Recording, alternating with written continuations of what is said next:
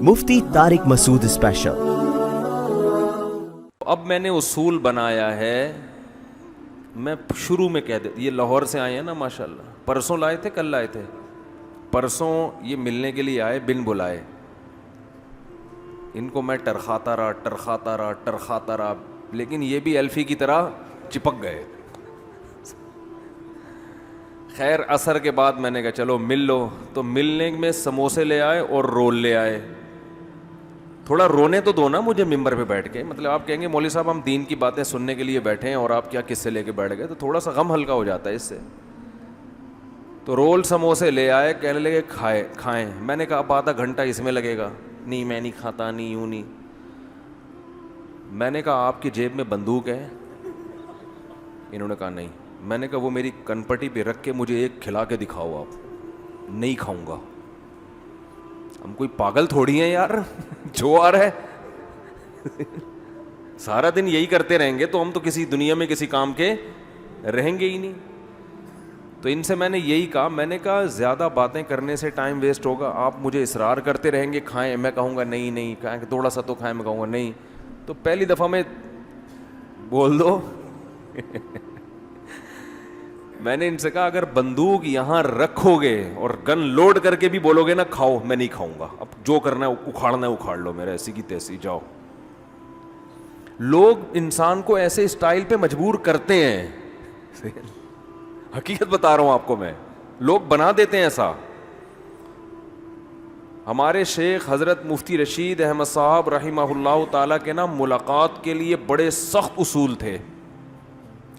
تو ہم نے سنا ہوا تھا کہ حضرت معاذ اللہ معاف فرمائے بد مزاج ہیں، بد اخلاق ہیں، کیونکہ ڈانٹے پڑتی تھی لوگوں کو، نہیں ٹائم ہے جاؤ یہاں سے۔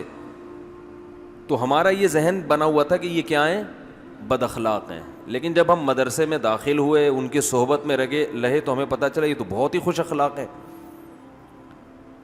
تو بد اخلاقی اس لیے مشہور ہوئی کہ لوگ وقت بے وقت آتے رہتے تھے، تنگ کرتے رہتے تھے، ملاقاتیں کرتے رہتے تھے، تو انہوں نے اپنے ایک اصول بنا لیے تھے۔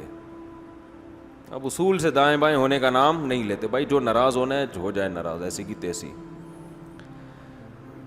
تو کوئی بھی ملاقات کے لیے آئے پہلے ٹائم لے کے آئے، اگر ٹائم نہیں لیا، آپ کہہ رہے ہیں فون نہیں اٹھا رہے، تو بھائی جب کسی سے رابطہ ہو جائے تو آ جائیں، نہیں ہو تو بیٹھے رہیں آرام سے، کوئی ضروری تو نہیں ہے۔ اور اگر آپ نے پھر بھی ملاقات کرنی ہے، اچانک آ گئے، چلو مسافہ کیا، مسکرائے، حال حوال، پتلی گلی سے، بھائی ناراض نہیں ہونا آپ، ٹھیک ہے نا،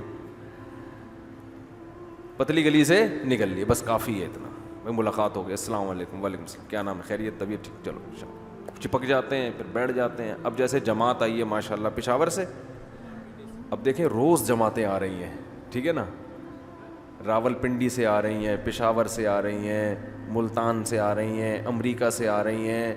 اب مجھے میسج ملتا ہے کراچی میں کئی جماعت آئی ہوئی ہے، مفتی صاحب اسلام آباد سے جماعت آئی ہوئی ہے، آپ نے لازمی ملنا ہے، وہ آپ سے ملنے کے بڑے خواہش مند ہیں۔ اب 3 وجہ سے ملنے کی فضائل بتاتے ہیں۔ نمبر 1 اسلام آباد، وہ تو ویسے ہی کیپٹل ہے بھائی، صحیح ہے نا، معمولی لوگ تو اسلام آباد میں ناراض نہیں ہو رہے نا۔ نمبر 2 عام مسلمان ہیں، مسلمان سے ملاقات تو ویسے ہی عزت کی چیز ہے بھائی، وہ آپ سے ملنا چاہ رہا ہے۔ نمبر 3 نکلا وہ بھی اللہ کے راستے میں ہے۔ اور چوتھی بات اتنی دور سفر کر کے آیا ہے۔ 4 وجوہات ہیں جن کی وجہ سے ایسے مبارک لوگوں سے ملنا واجب ہو جاتا ہے، لیکن ہفتے میں 1 دفعہ واجب ہوگا یا مہینے میں 1 دفعہ ہوگا۔ اگر روز ہی آ رہی ہیں تو جماعت تو سمجھ رہی ہوتی ہے ہم پہلی جماعت ہیں جو مفتی صاحب سے ملاقات کے لیے کراچی آئے ہیں، یعنی کراچی تو آئے کسی کام سے، لیکن مفتی صاحب سے ملاقات بھی کریں گے۔ ان کو نہیں پتا کہ وہ صبح و شام یہ کام ہو رہا ہے۔ میں اگر اس طرح ٹائم دینا شروع کر دوں، میں تو پھر نصرت کے علاوہ میرا کوئی کام رہے گا ہی نہیں، اور وہ بھی کمپلیٹ نہیں ہوگا۔ تو اس لیے اصول اور ضابطہ یہ ہے کہ ملاقات کی کوشش کریں مگر اصرار نہ کریں۔ اور مجھے بے تکلف آدمی پسند ہے، میرا دل خود اس سے ملنے کا کرتا ہے، جس کو کہتا ہوں نا ابھی ٹائم نہیں وہ چلا جائے، تو میرا دل خود کرتا ہے اس کے ساتھ تو بیٹھو یار، کیونکہ جب چاہیں گے اڑ جائیں گے. سمجھ میں آ رہی ہے بات؟ اور جو منہ بناتا ہے اس کے ساتھ ویسے بھی نہیں بیٹھا جاتا. بے تکلف آدمی ہو کہ بھائی نہیں ہے ٹائم جاؤ, تو وہ چلا جائے گا تو پھر دل کرتا ہے بیٹھو اس کے ساتھ, کہ یہ ناراض ہونے والا نہیں ہے. پھر آدمی خود ہی بلا لیتا ہو, یار اسلام آباد سے آئے ہو تو ذرا قومی اسمبلی کے حالات تم سے پوچھ لیں گے. تو ہمیں تو خود حالات معلوم کرنے کا شوق ہے, ٹھیک ہے. تو اس لیے بھائی یہ جو علماء اس طرح ہو جاتے ہیں نا, تو اس سے وہ بدگمان نہ ہوا کریں. یہ صبح و شام ملاقاتیں. کل کسی نے فون کیا کہ آپ کو فلاں علاقے میں بیان کے لیے بلانا ہے, سوری دعوت کے لیے بلانا ہے, دعوت ہے آپ کی, تو اس کے لیے ہم دعوت دینے کے لیے آنا چاہ رہے ہیں آپ کے پاس. میں نے کہا دعوت دینے کے لیے آنے کی چندہ ضرورت نہیں ہے, وہیں سے پارسل کر دی, شکریہ آپ. انہوں نے کہا پھر آپ کا ارادہ ہے. اب میں ان سے کہوں نا نہیں ہے ارادہ, تو خون پیے گا. 15 منٹ تک سمجھاتا رہے گا کیوں, کیا مسئلہ ہے, اتنے لوگ آ رہے ہیں, اتنے بڑے بڑے لوگ آ رہے ہیں, آپ کے لیے مچھلی بنائی, آپ دال چاول شوق سے کھاتے ہو, آپ مسالے والی بریانی کھاتے ہو, یہ ہے, ہم نے سب انتظام دیکھیں اتنے دنوں سے ہم. اب نہیں جی مجھے ٹائم نہیں ہے, مجھے جانا, اچھا ہم یوں کر لیں. 15 منٹ تو پی جائے گا وہ ایسی میں. پھر کسی کا کوئی آ جائے گا, وہ فلاں نے دعوت کی ہے, تو 15 منٹ وہ پی جائے گا. تو 15 منٹ کر کے 12 گھنٹے تو ہمارے ٹرخانے میں لگیں گے لوگوں کو. تو اس کا طریقہ یہ ہوتا ہے کہ اچھا غور کروں گا. غور کا مطلب یہ کہ نہیں آ رہا بھائی کیوں, دنیا میں اور غم نہیں ہے, کوئی علمی کام کرنے دو, ہمیں کچھ مطالعہ کرنے دو. ٹائم ہو گیا کتاب اٹھا کے دیکھے ہوئے. ابھی میں لاہور گیا تھا جہاز میں, تو وہاں مجھے جہاز میں پڑھنے کا موقع ملا. وہ بھی میں نے ماسک باندھا ہوا تھا, ورنہ وہاں بھی کوئی نہ کوئی آ کے بیٹھ جاتا ہے. تو وہ میں کرونا ماسک لگایا ہوا تھا, کرونا کی ڈر سے نہیں. میں نے پتہ ہے عجیب عجیب ڈیزائن بنائے ہوئے ہیں بازار میں نکلنے کے لیے. ایک صاحب نے کہا یہ کیا حلیہ بنایا ہوا ہے, کیپ, چشمے, کرونا ماسک اس طرح کا. ایک صاحب نے کہا یہ کیا اسٹائل, کوئی فلم دیکھنے جا رہے ہو کہ کیپ ویپ لگائی ہوئی ہے, کالا چشمہ لگایا ہوا ہے. میں نے کہا بھائی وہ لوگ نہیں کہیں کچھ کام کرنے دیتے. تو اس نے کہا اس حال میں اگر لوگوں نے پہچان لیا تو اور بڑی مصیبت ہے, بولیں گے مفتی صاحب کو دیکھو یار یہ اسٹائل دیکھو ان کا. کسی حال میں خوش نہیں ہے, یہ بولیں گے اسٹائل دیکھو, یہ کیپ پہنی ہوئی ہے, کالا چشمہ لگایا ہوا ہے, یہ تو کوئی پتہ نہیں کوئی شوٹنگ کے لیے جا رہے ہیں فلم کی, کیا کر رہے ہیں یہ. تو وہ مجھے کہنے لگے کہ جی وہ ہم آپ کو ملنا چاہتے ہیں دعوت دینے کے لیے, کس کی, کھانے کی. یہ میں آپ کو بھی ایک اصول بتا رہا ہوں, سنیں. میں نے کہا بھائی میں غور کر کے بتاؤں گا ایسے. انہوں نے کہا نہیں ہم آ رہے ہیں دعوت دینے کی. میں نے کہا اللہ کا واسطہ آنے کی چندہ ضرورت نہیں ہے. وہ پھر بھی آ گئے. آگے دعوت دیں گے تو مفتی صاحب کو ہے ایک دم اہمیت کا احساس ہوگا, بھائی خود چل کے آئیں. کہہ رہے بس 5 منٹ لیں گے آپ کے. میں نے کہا کھڑے کھڑے یہیں سلام کر کے دعوت پارسل کریں, پتلی گلی سے نکلیں. ٹھیک ہے. دیکھو ایک اصول یاد رکھو, میں اگر دعوتوں میں جاؤں, میں اپنی مثال دے رہا ہوں آپ کو, میں ایک سبق سمجھاتا ہوں اس سے, اپنے لیے نہیں آپ کے فائدے کے لیے. اپنے آپ کو لوگوں کے حساب سے مت چلاؤ کبھی بھی, لوگوں کے حساب سے کہ لوگ کیا چاہ رہے ہیں. زندگی بھر کا آپ بھی اصول بنا لیں, لوگ آپ سے کیا چاہتے ہیں. نا نا نا نا نا, آپ کا ایک ہدف ہونا چاہیے, لوگوں کو اس حساب سے چلائیں. آپ لوگوں کے ویژن کا حصہ نہ بنے, لوگوں کو اپنے ویژن کا حصہ بنائیں. بہت مشکل ہے بات سمجھانا, بہت مشکل ہے. جس کا اپنا کوئی ہدف نہیں ہوتا, اپنا کوئی منزل نہیں ہوتی, وہ لوگوں کی منزل کا ایک ٹول بن جاتا ہے, ان کا ایک حصہ بن. اب جو صبح شام دعوتیں کر رہا ہے اس کی ٹھیک ہے, اس کی اچھی نیت ہے, محبت کا اظہار کرنا بھائی آپ کی بہت اچھی نیت ہے. اس محبت کے اظہار سے آپ کا مقصد آخرت ہوگی, بھائی علماء کو کھلانے سے رزق میں برکت ہوتی ہے یا اللہ راضی ہوتا ہے, یہ آپ کا ہدف ہے. میرا بھی تو یہ ہدف ہے نا کہ اللہ راضی ہو جائے. تو اللہ کہہ رہا ہے کہ تجھے 8 سال تو مدرسے میں دال چاول کھانے کے لیے تو نے پڑھے ہیں بھائی, کہ لوگوں کے گھر گھر جا کے کیا کھاتا رہے, وہاں مچھلی پھوڑ کے آیا, ادھر نکلے ادھر دال چاول کی دعوت ہے, ادھر نکلے ادھر مسالے والی بریانی کی دعوت ہے, ادھر نکل کے گئے ادھر چپلی کباب کی دعوت ہے.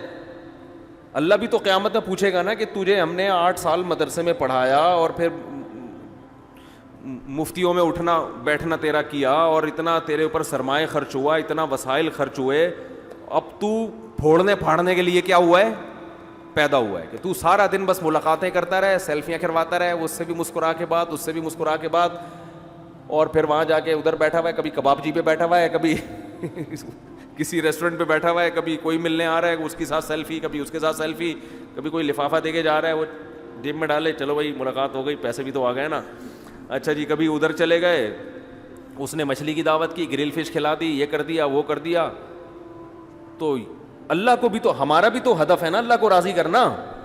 تو بھائی آپ اگر اللہ کو راضی کرنے کے لیے کسی مولانا کو کباب کھلا رہے ہو تو مولانا پر واجب ہے کہ اللہ کو راضی کرنے کے لیے وہ کباب نہ کھائے, کیونکہ اللہ کو راضی کرنے کے کباب کے علاوہ بھی اور بہت سارے راستے ہیں جو اس سے زیادہ اہم ہیں.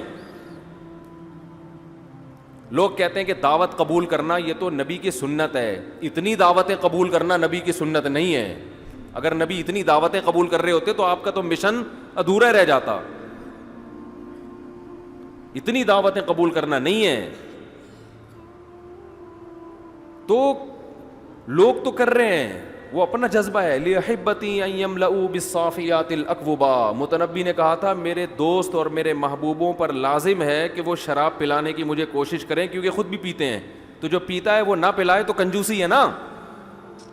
ارے خود پی رہا ہے بھر بھر کے اور پوچھ نہیں رہا. شرابیوں کے ہاں تو یہ بہت بڑا جرم سمجھا جاتا ہے. سگریٹ کوئی پی رہا ہو, آپ کو نکال کے نہ دے, سگریٹ والے جان سے مار دیں اس کو. صحیح ہے نا یار, ایک گولڈ لیف تیرے سے میں نے مانگی ہے, تجھے پتا ہے میں بھی اتنا ٹھرکی ہوں جتنا تو ہے, تو گولڈ لیف کی ڈبی آپ کی جیب میں ہو, آپ ایک ڈبی میں ایک دیں گے نا اس کو جو مانگے گا آپ سے.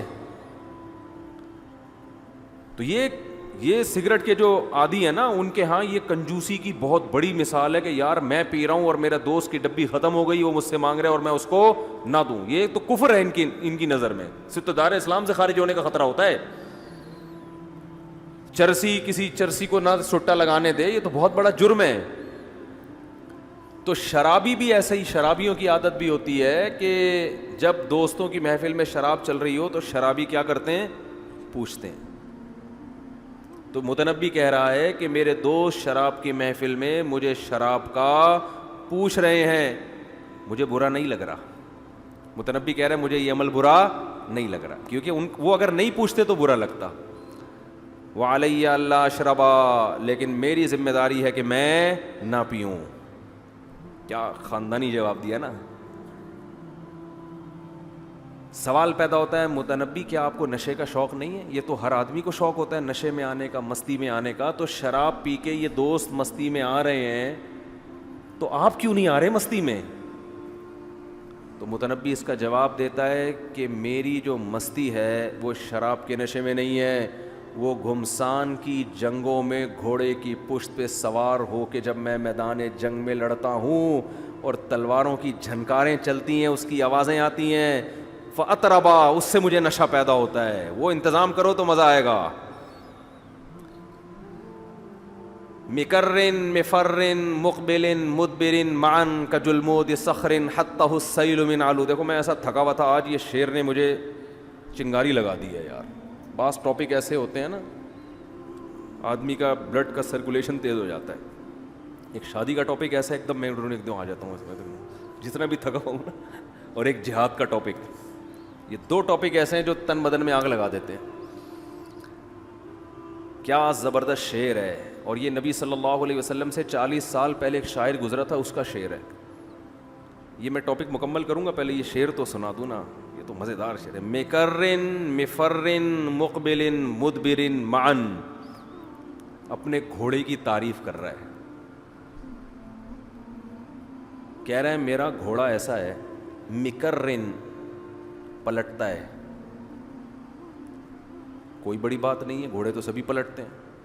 مِفَرٍ انتہائی تیز دوڑتا ہے, کوئی بڑی بات نہیں ہے, بہت سے گھوڑے بہت تیز دوڑتے ہیں.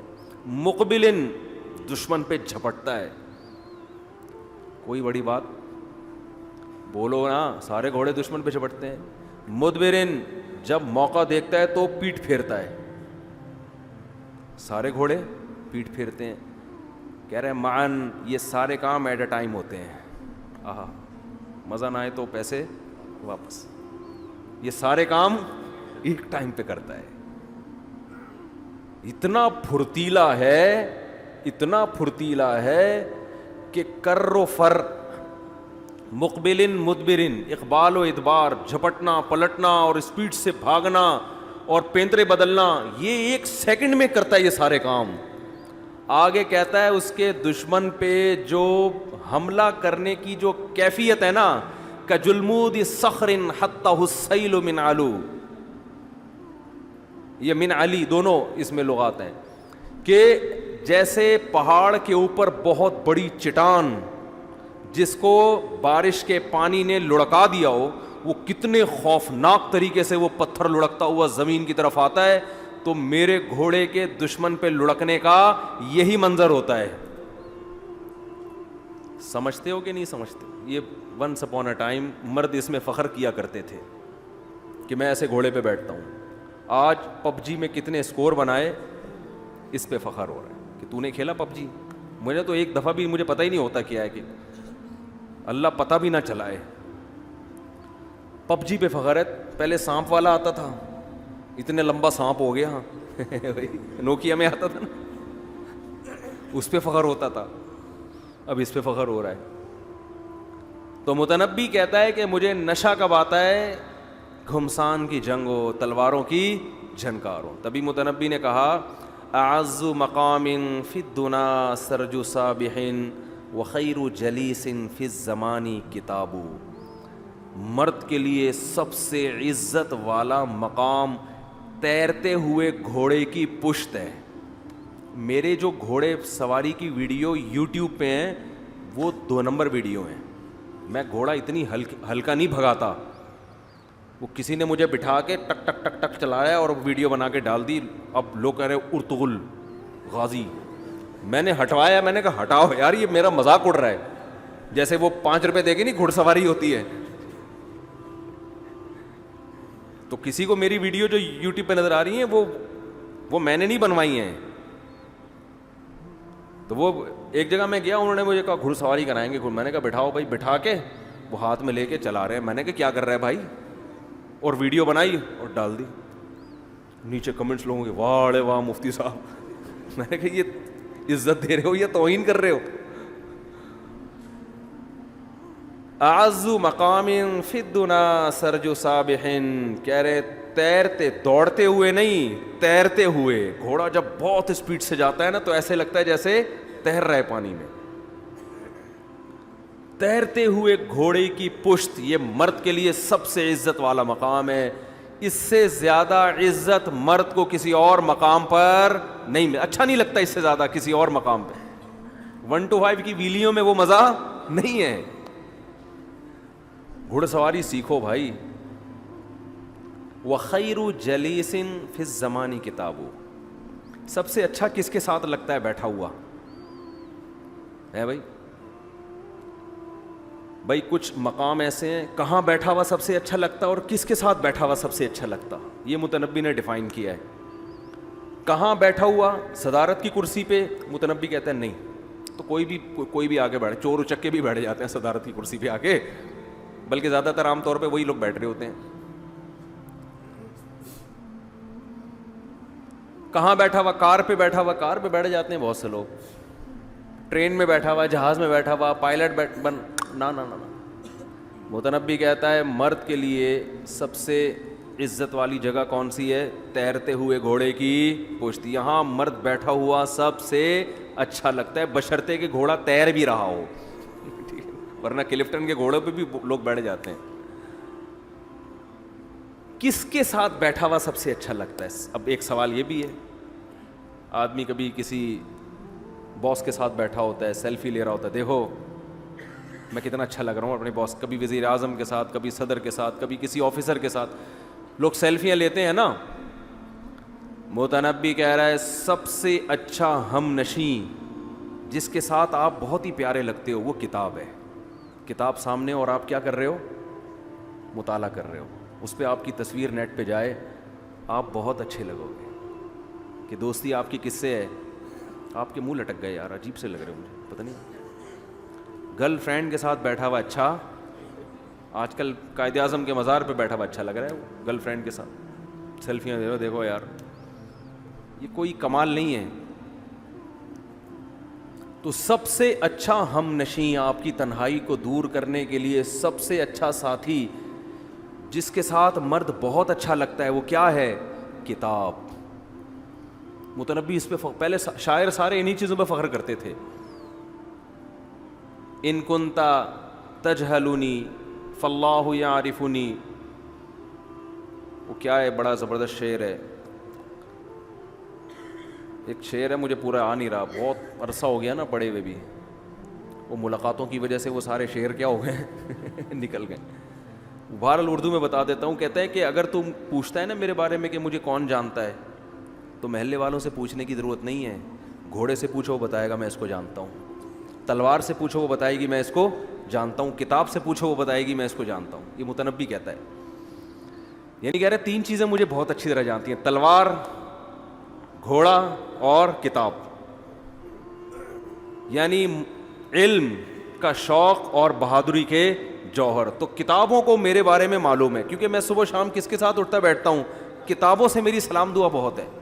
تلوار سے اتنی سلام دعا ہے کہ آپ محلے کے وسیم بھائی سے پوچھو متنبی کون ہے, سلیم سے پوچھو, ذوالفقار سے پوچھو, ستار سے پوچھو, کہہ رہے ہیں پتہ نہیں کون ہے یار. تلوار سے پوچھو وہ بتا دے گی کون ہے یہ. صحیح ہے نا, تلوار فوراً بتائے گی کہ میں کون ہوں, کیونکہ اتنی دفعہ یہ تلوار میں نے ہاتھ میں پکڑی اور چلائی ہے کہ تلوار کو میرے زور بازو کا اور میرے اندر کی چھپی ہوئی صفات کا اندازہ ہو گیا ہے. کیا موضوع لے کے چلا تھا, لیکن اب جہاں ہمارے حضرت جب ٹاپک لے کے چلتے تھے نا, ادھر ادھر بھی چلے جاتے تھے, تو ایک شعر پڑھتے تھے, کچھ نہ رستے کا پتہ ہم کو نہ منزل کی خبر, جا رہے ہیں جس طرف ہم کو لیے جاتا ہے دل. یعنی ہمیں نہیں پتا بیان کدھر لے کے شروع کیے تھے, لیکن اب دل جہاں لے کے جا رہے ہیں ہم تو اب وہیں جا رہے ہیں. تو فلما انخنا رکزنا الرماز بین مکارمنا والعلا لتعلم مصر ومن بالعراق ومن بالعواصم انی الفتى وانی ابیت وانی وفیت وانی عطوت علی من عطا. کیا ٹائٹ شعر ہے یار. متنبی کہتا ہے ہم جب جنگوں کے لیے نکلے نا,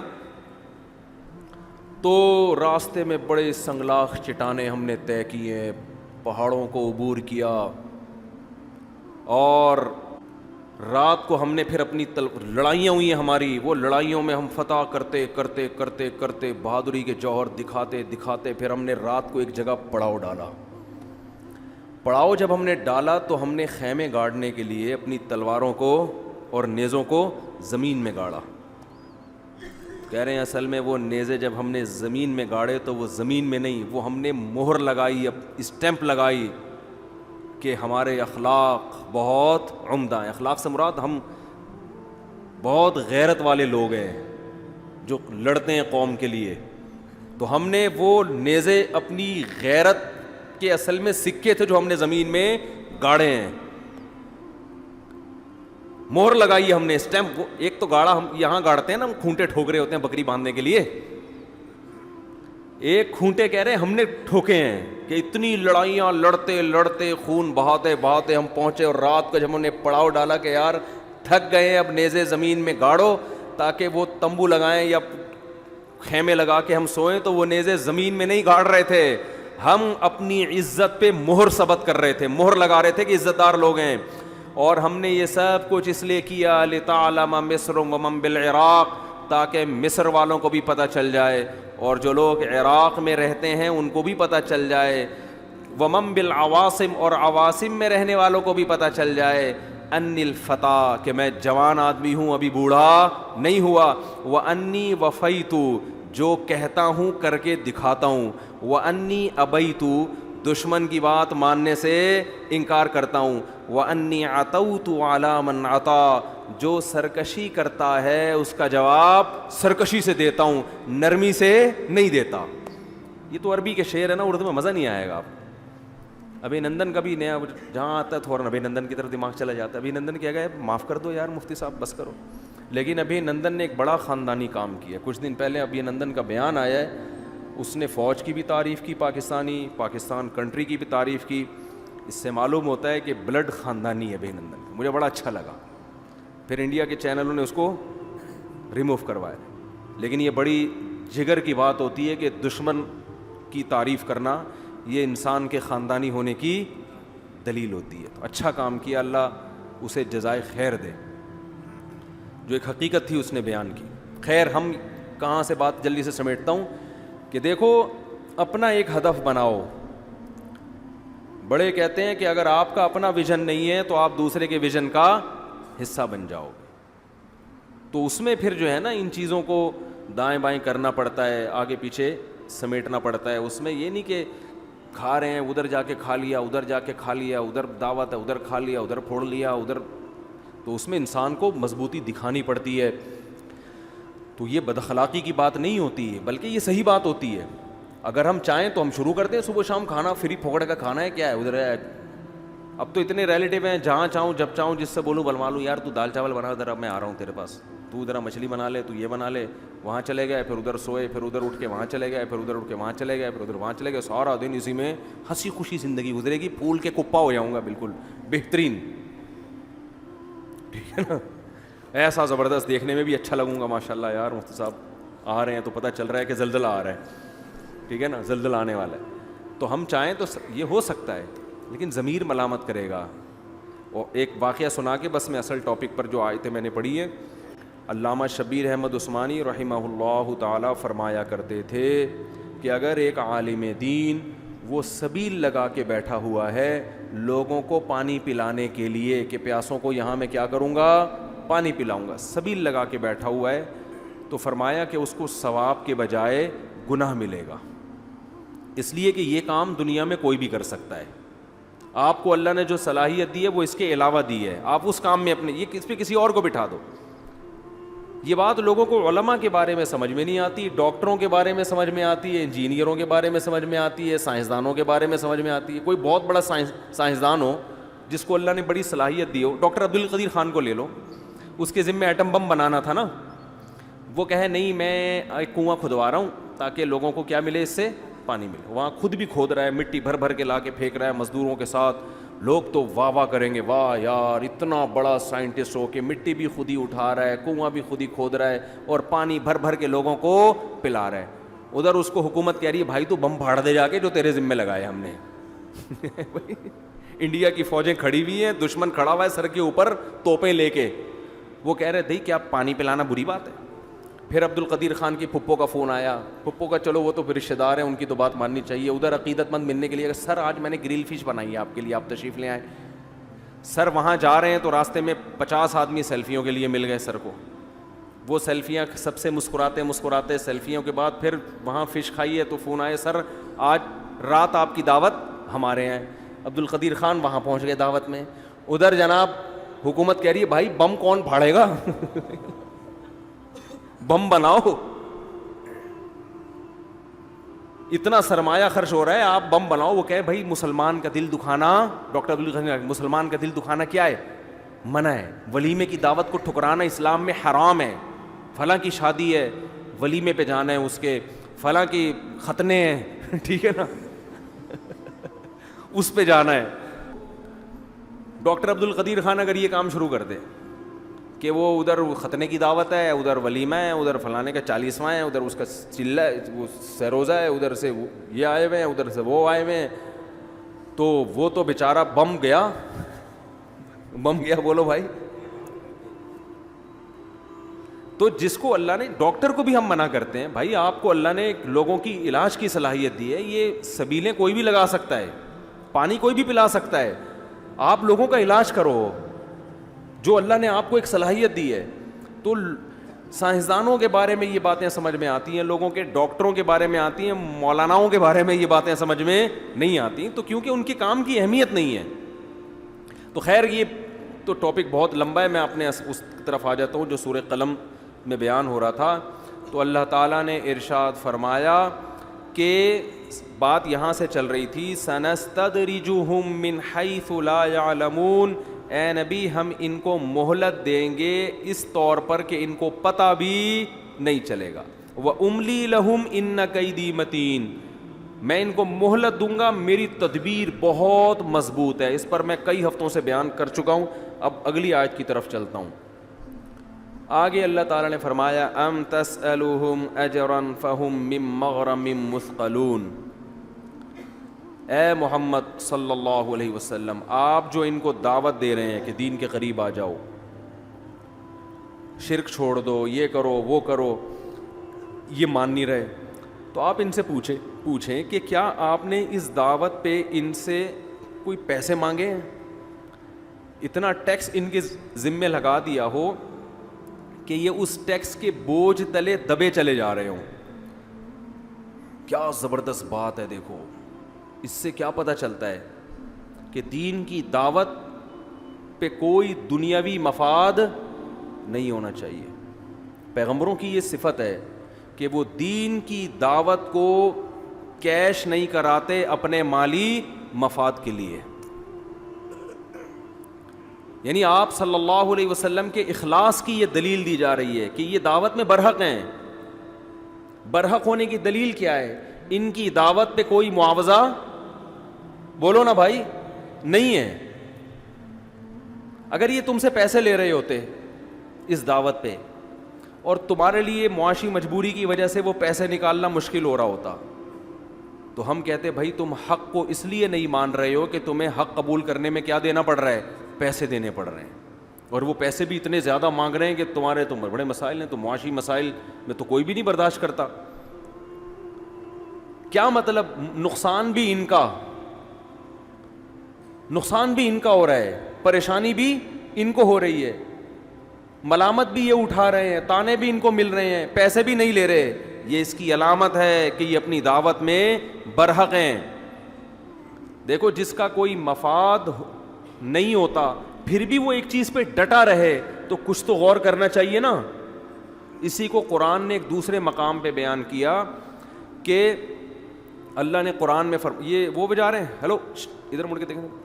نہیں یہ وہ نہیں ہے، وہ کوئی اور ہے، ان سے کام تھا میں بھول جاؤں گا پھر. تو دیکھو قرآن ایک اور جگہ یہ بات کہتا ہے قل انما اعظکم بواحدہ، اے نبی آپ ان سے کہہ دو میں تمہیں ایک چیز کی نصیحت کرتا ہوں.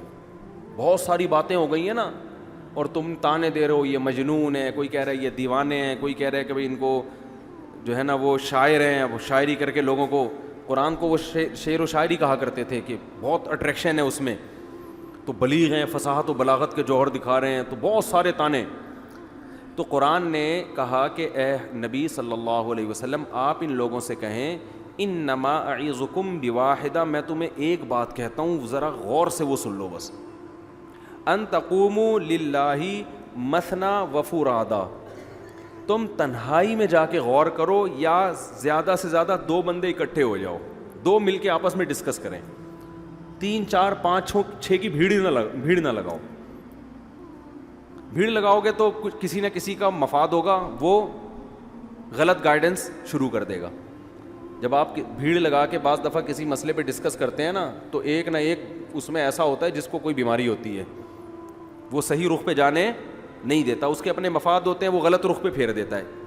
تو بہت اگر جمع ہی کرنی ہے تو کم سے کم 2 آدمی سے زیادہ نہ ہو، یا تنہائی میں اکیلے بیٹھ کے غور کرو ما بصاحبکم من جنہ، کہ یہ جو محمد صلی اللہ علیہ وسلم ہیں یہ کہیں معاذ اللہ دیوانے تو نہیں ہو گئے، ان کا دماغی توازن معاذ اللہ نقل کفر نباشت کہ کہیں خراب تو نہیں ہو گیا دماغی توازن. اس پہ غور کر لو بس.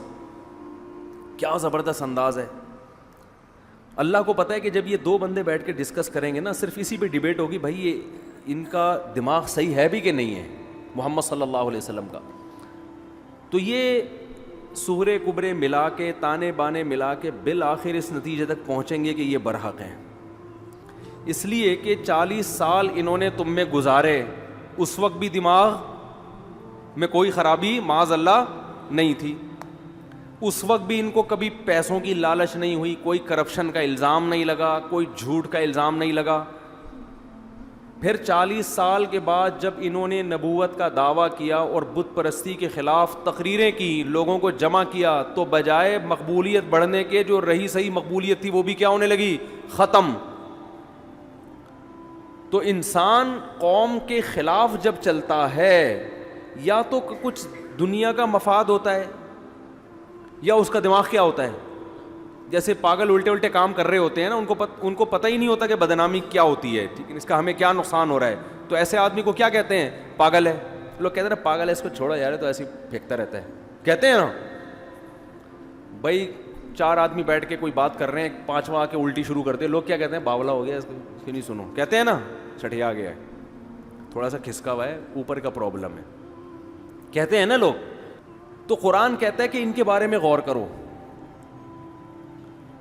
ام تسألہم اجرن, ایک غور یہ کرنا ہے کہ نہ یہ ہم سے پیسے مانگ رہے ہیں, کہ یہ کہہ رہے ہیں کہ ٹھیک ہے تم جو مجھ پر ایمان لائے گا تو میرے اتنے منتھلی اس کے ذمے ہے کہ وہ میرے لیے باندھ دے. جیسے آج کل بہت سے پیر ہیں, جب آپ ان کے ہاتھ پہ بیعت ہوگے تو نظر ہدیے نذرانے کا طویل سلسلہ شروع. پھونکوں والے بھی ہیں اس میں, اور بہت سارے ٹائپ کے لوگ آ رہے ہیں اس میں. تو یہ تو ایک پیسہ نہیں مانگتے تم سے, 1 روپیہ ان کا کمیشن نہیں ہے.